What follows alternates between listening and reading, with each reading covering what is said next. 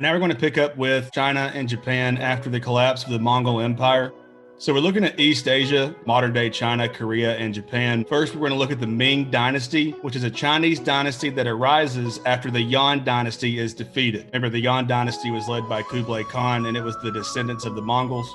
So 1368, the Ming Dynasty is established, ending Mongol rule. The Ming financed seafaring missions to India, Arabia, and Africa. Later Ming emperors focused on the northern frontier by extending the Great Wall of China, moving soldiers to the north, and relocating its capital to Beijing. Much of the neatly decorated brick wall that you're used to seeing in pictures and movies was built during the Ming Dynasty. There already was a series of walls through China, but they weren't that polished and that big. The Ming repaired the canal system, oversaw a period of economic growth, and limited trade with Europeans to a single trading port near Canton under imperial supervision. In many ways, the Ming wanted to return to the Han system of government. Remember, the civil service exam is a big deal. In some ways, is the first test that we ever saw where government officials were tested on their knowledge of Confucianism. By this point, the civil service exam was well over 1,000 years old, but had not been used during the Yuan Dynasty. Remember, the Yuan were Mongols, and they staffed their entire government with anybody who wasn't Chinese. Think about Marco Polo. This is important too because all the way up until the modern period, China will still technically be a Confucian country with a civil service exam.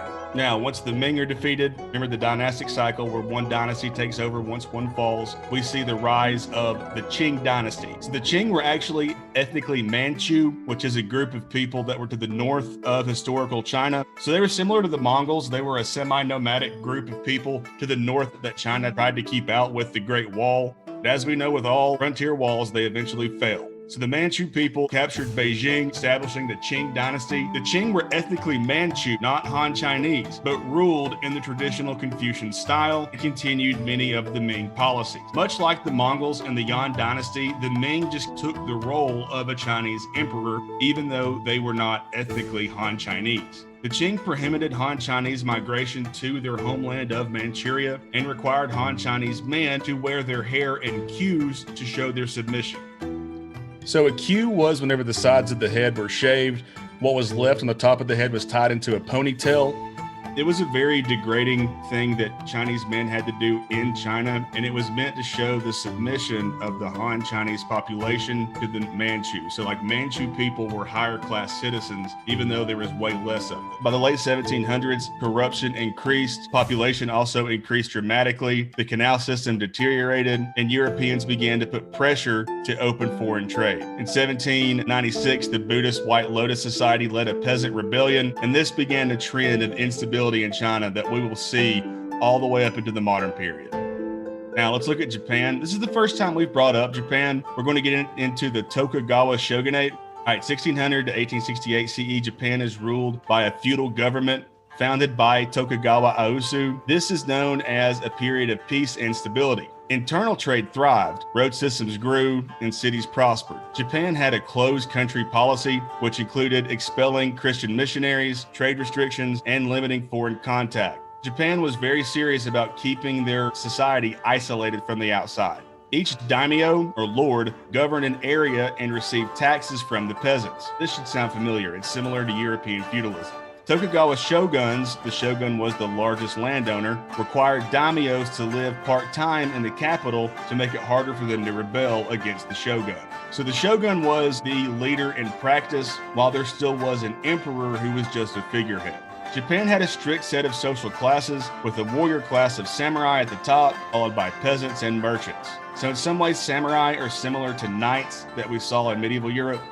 Now, samurai were not expected to fight. Instead, they became government bureaucrats, and they were all paid a stipend.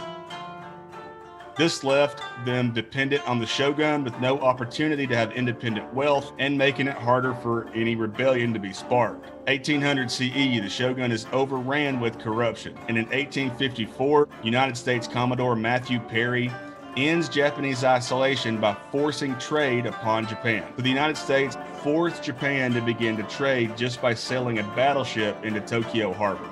Next time we visit Japan, we'll talk about one of the most amazing stories in history, where over the course of 50 years, Japan goes from a country that is not at all modernized, forced to crawl out of isolationism, and moves to become an imperial power in its own right. In less than 100 years from now, Japan will attack the United States at Pearl Harbor. In the big scheme of things, that's some quick turning of events. All right, now we're going to get into the gunpowder empires of the 1600s and 1700s. The Chinese and Mongols were the first to use gunpowder in combat. Cannons could break ancient city walls, leading to an age where walls could not secure and hold on to territory. The Ottomans, Safavid, the Mughal empires all used gunpowder weapons with traditional cavalry and composite bows to great success. So the old medieval style of building castles and fortified walls became pretty obsolete pretty quickly. In fact, massive cannons are the reason why the Ottomans were able to take down Constantinople. Gunpowder changed the game. So first, we're going to look at the Ottoman Empire. After the Mongol decline, the Ottomans originated from a tribe led by Osman. According to legend, Osman had a dream of a tree growing out of his body to all corners of the earth. This is the empire that replaced the Byzantine Empire whenever Constantinople was destroyed. After the Ottomans took Constantinople, in some ways his empire did spread to different corners of the earth, stretching all the way from modern-day Austria down to modern-day Yemen, from modern-day Morocco all the way to modern-day Oman and Iraq and Russia. So 1530s, the Ottomans take over most of Anatolia, or modern-day Turkey, the Balkan Peninsula in Europe. In 1453, Mehmed II captures Constantinople and renames it Istanbul. It'll still be called Constantinople informally up until about World War I. That's whenever it becomes solidly Istanbul. Now, the Ottomans controlled the link between Europe and Asia, the key Bosphorus and Dardanelles Straits. Suleiman the Magnificent presided over the Ottoman Empire's golden age. One interesting component of the Ottoman Empire was the Janissaries. The Janissaries were Christian boys who were taken as slaves and developed into either high-class warriors or government bureaucrats. Also, the Sultan's house guard, or like personal troops, were Janissaries, who were eunuchs. All these Christian boys were converted to Islam, and many became very influential officials in the Ottoman Empire. It's complicated because a lot of the Christian parents were willing to give their children up thinking it was their best chance to have a good life. But in other cases, the boys really were taken from their homes as prisoners of war. At its height, the empire stretched from Vienna to Mesopotamia and would stand until the end of World War I. We'll revisit the Ottoman Empire once we get to the modern age. All right, the Safavid Empire. The Safavid Empire is one of the Persian dynasties that rules right before the modern age. The Safavid Empire was a Persian empire in between the Ottoman and the Mughal empires. Abbas the Great comes to power and reforms the military by modeling it after the Ottoman Empire. Abbas moved his capital to Isfahan, building an economic, religious, and political center. In 1629, Abbas dies, leading to a decline for the next century. By 1722, the last Safavid ruler abdicates. All right, last empire, the Mughal Empire.